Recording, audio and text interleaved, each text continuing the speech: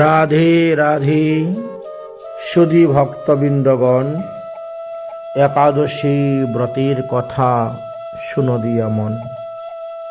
বৃন্দাবনস্থ 84 কোশ ব্রজমণ্ডলের মুকুটমণি শ্রী শ্রী রাধাকুণ্ড শ্রীপাদ রঘুনাথ দাস গোস্বামী পাদের গদ্যি হইতে যে ব্রত উৎসব নির্ণয় পঞ্জিকা প্রতি বৎসর বের হয়, সেই পঞ্জিকার সুসিদ্ধান্ত এবং হরিভক্তি বিলাস গ্রন্থের সুসিদ্ধান্ত অনুসারে ব্রতর কথা আমরা আলোচনা করব। এই পঞ্জিকা দীর্ঘ 85 বৎসর ধরে চলে আসতেছে।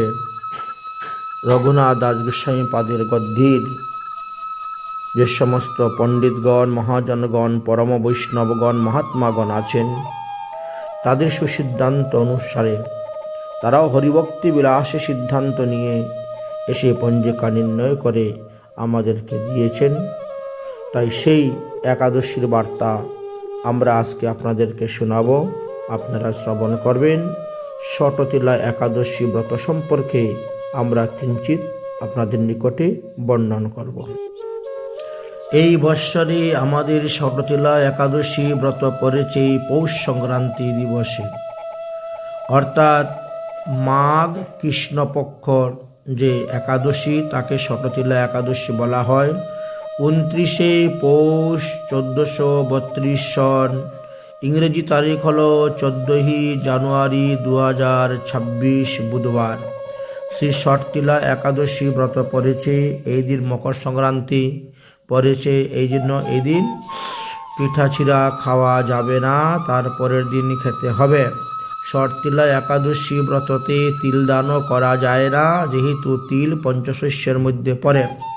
যাই হোক, তাহলে আমরা পৌষ সংক্রান্তি দিন এই ব্রত পালন করব। আর তার পরের দিন অর্থাৎ পয়লা মাঘ 1432 সন, ইংরেজি হলো 15ই জানুয়ারি 2026 বৃহস্পতিবার, সূর্যোদয়ের পরে 10টার মধ্যে, আমাদের সকালবেলা 10টার মধ্যে ষটতিলা একাদশী ব্রতের পালন করিতে হইবে। পালনের সময় গিয়ে আপনারা ওই মকর সংক্রান্তির পিঠা ছিঁড়া খেতে পারবেন, কিন্তু একাদশী ব্রতের দিন কোনো অবস্থাতেই পঞ্চরবিশস্য গ্রহণ করা যাবে না। এই জিনিসটা আপনারা মাথার মধ্যে রাখবেন। আপনারা দধি সংক্রান্তি বা পিঠা সংক্রান্তি যা কিছুই করেন না কেন, কিন্তু কোনো অবস্থাতেই আপনি পিঠা গ্রহণ করতে পারবেন না।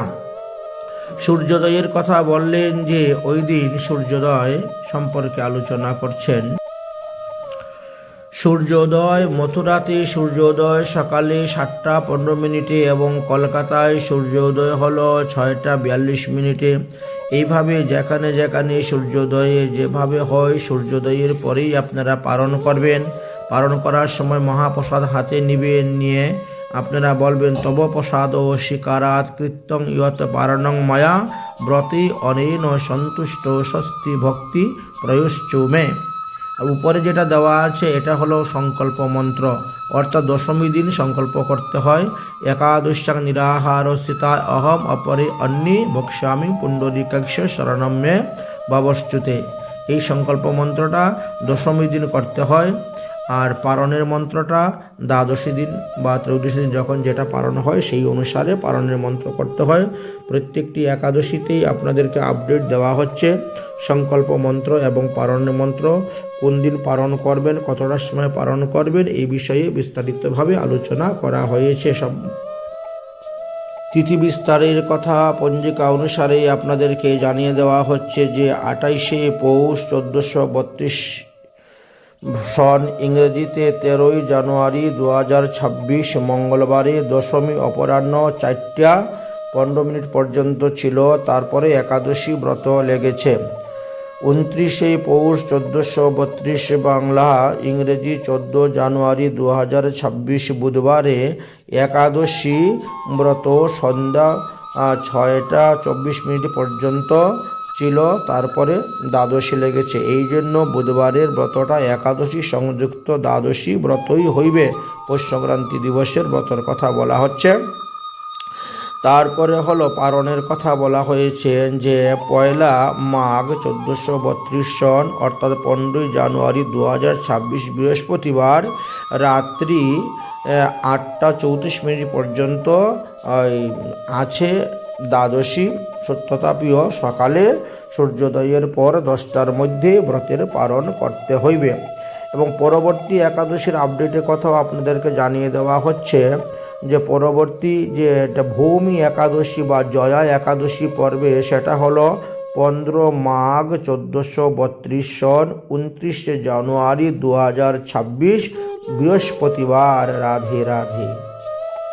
বিশেষ দ্রষ্টব্য হলো যে মকর সংক্রান্তি বা উত্তরায়ণ সংক্রান্তি দিন ভগবানকে পিঠাচিরা দেওয়া যাবে, কিন্তু কোনো মানুষকে বা কোনো প্রাণীকে, কোনো জীবকে অন্নদান করা নিষিদ্ধ আছে।